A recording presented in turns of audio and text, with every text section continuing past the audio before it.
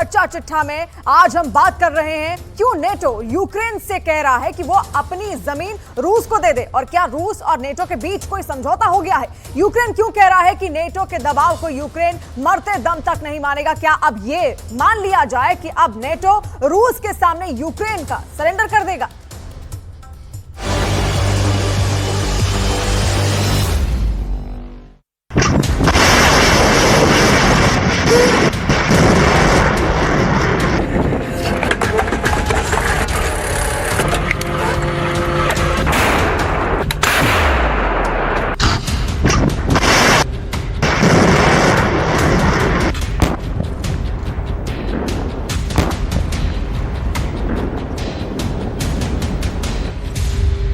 रूस का दलाल बना डरपोक नेटो।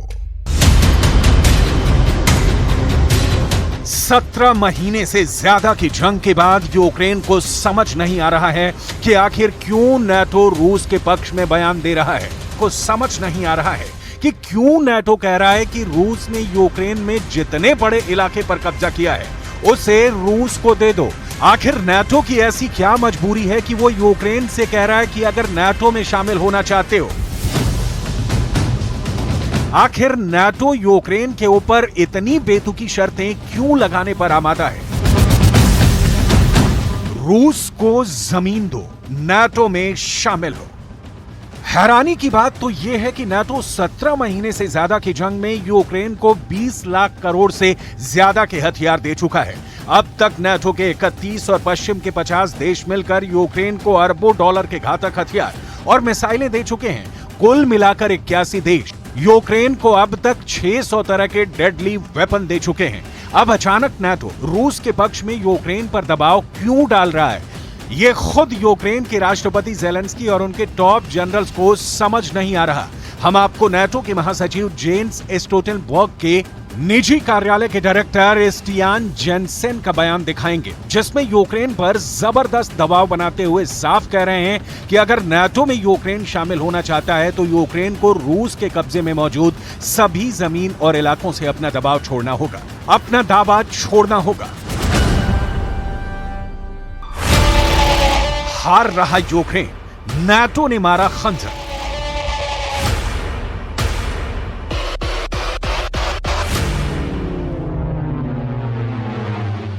दुनिया भर के डिफेंस एक्सपर्ट्स हैरान हैं कि जिस वक्त यूक्रेन पर सबसे ज्यादा भयानक और तबाही वाले हमले कर रहा है, ऐसे वक्त में नेटो यूक्रेन पर बेतुकी शर्तें क्यों थोप रहा है। जानकारों के मुताबिक रूस ने एक तरह से यूक्रेन से जंग जीत ली है और अब नेटो अपनी नाक बचाने के लिए ऐसे रास्ते तलाश रहा है ताकि दुनिया ये भी देख ले कि नेटो में यूक्रेन शामिल हो गया है और दुनिया ये भी समझ ले कि रूस यूक्रेन से जीत गया है। यानी नेटो रूस के सामने डरपोक साबित होता जा रहा है।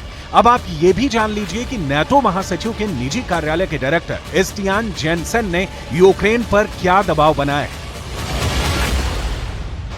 नेटो के महासचिव जेन्स स्टोल्टेनबर्ग के निजी कार्यालय के डायरेक्टर स्टियान जेनसेन ने यूक्रेन पर भारी दबाव बनाना शुरू कर दिया है। स्टियान जेनसेन ने रूस के पक्ष में या कहें कि रूस को फायदा पहुंचाने वाला बयान दिया है। स्टियान जेनसेन ने यूक्रेन को सुझाव देते हुए कहा है, मुझे लगता है कि यूक्रेन के लिए सबसे अच्छा समाधान यही हो सकता है कि वो उन इलाकों को छोड़ दे जिस पर रूस का कब्जा हो चुका है।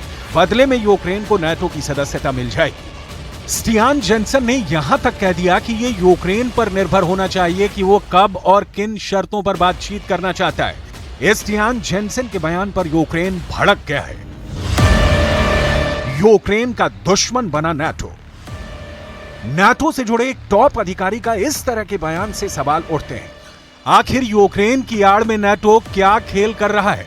जानकारों के मुताबिक नेटो को अच्छी तरह से पता चल गया है कि रूस ने यूक्रेन के उन इलाकों पर अच्छी तरह से कब्जा कर लिया है जहां से रूस की सेना को खदेड़ना अब यूक्रेन के बस की बात नहीं रह गई है।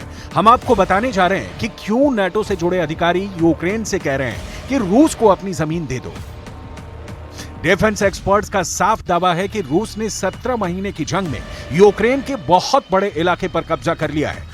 पूर्वी यूक्रेन पर रूस का दावा है कि उसकी सेना ने 35% इलाके पर कब्जा कर लिया है, जबकि दक्षिणी यूक्रेन में रूस ने 20% इलाके पर कब्जा कर लिया है।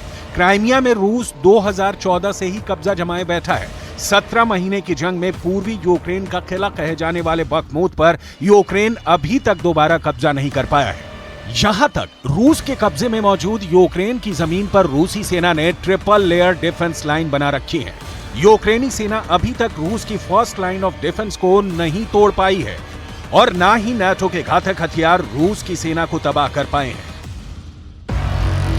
रूस का दलाल बना डरपोक नाटो।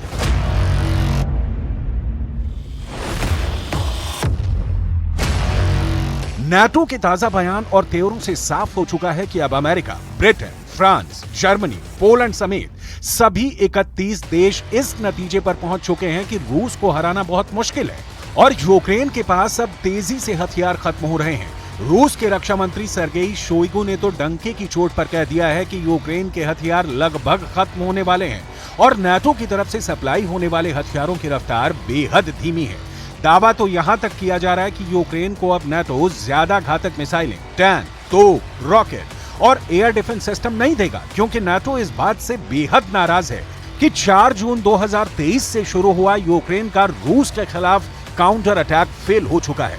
2 महीने से ज्यादा वक्त में यूक्रेन की सेना अभी तक रूस की पहली रक्षा पंक्ति को ध्वस्त नहीं कर पाई है। इसीलिए नाटो के अधिकारी यूक्रेन को सुझाव दे रहे हैं कि यूक्रेन को रूस की जमीन दे दो, बदले में यूक्रेन नाटो का सदस्य बन जाएगा। लेकिन यूक्रेन के राष्ट्रपति ज़ेलेंस्की के दफ्तर के प्रमुख माइखाइलो पोडोलियाक ने नाटो पर जबरदस्त गुस्सा दिखाया है। राष्ट्रपति ज़ेलेंस्की के शीर्ष सलाहकार माइखाइलो पोडोलियाक ने नाटो पर जमकर भड़ास निकाली है।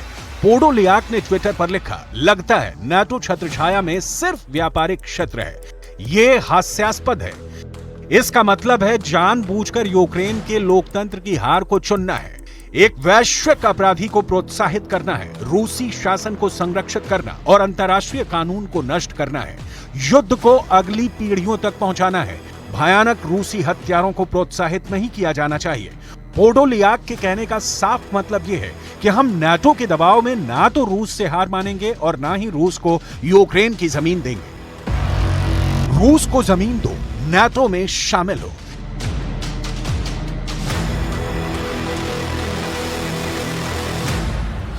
इधर नाटो यूक्रेन पर दबाव बना रहा है कि वो रूस को अपनी जमीन दे और नाटो में शामिल हो। उधर रूस ज़ेलेंस्की के यूक्रेन के चीथड़े उड़ा रहा है। हालात ये हो गए हैं कि ज़ेलेंस्की अब पूरी तरह से हताश होते जा रहे हैं। Триває рятувальна операція в Покровську Донецької області. Після російських ракетних ударів. Ракети «Іскандер» проти звичайних житлових будинків. Всі наші служби працюють на місці. На жаль, є жертви. Є поранені. Є загиблі. Мої співчуття рідним та близьким. रूस का दलाल बना डरपोक नाटो।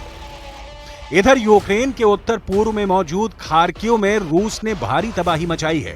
यहां पर रूस के 1 लाख सैनिक, 1200 टैंक, 555 तोप और 377 रॉकेट सिस्टम के साथ यूक्रेन को तिल तिल करके मार रहे हैं।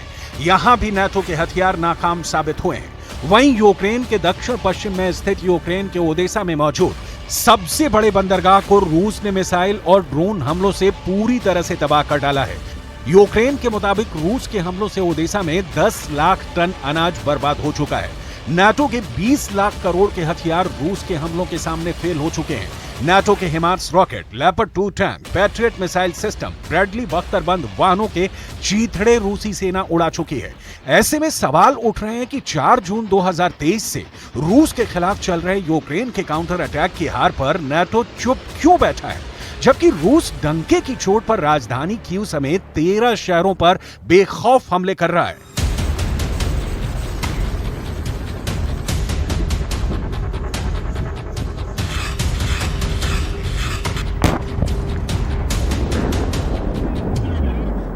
Сегодня ночью вооруженными силами Российской Федерации нанесен сосредоточенный удар высокоточным оружием большой дальности воздушного и морского базирования по ключевым предприятиям военной промышленности киевского режима. Цель удара достигнута. Все назначенные объекты поражены. Военно-промышленному комплексу Украины нанесен значительный ущерб. अब डिफेंस एक्सपर्ट भी साफ कहने लगे हैं कि यूक्रेन पर नाटो इसीलिए जमीन देने का दबाव बना रहा है कि अगर रूस ने पूरे यूक्रेन पर कब्जा कर लिया तो रूस फिर सीधे तौर पर नाटो के लिए खतरा बन जाएगा। और रूस का अगला टारगेट पोलैंड होगा, जिस पर रूस अभी भी बड़े हमले की तैयारी कर रहा है। इसीलिए नाटो ने यूक्रेन को समझाने की कोशिश भी की कि पूरा यूक्रेन रूस के हाथों जाने से अच्छा है कि यूक्रेन 20 से 35% का नुकसान झेल ले और नाटो में शामिल हो जाए। इससे युद्ध रुक जाएगा और यूक्रेन को अपनी ताकत और फौज को मजबूत करने का वक्त मिल जाएगा।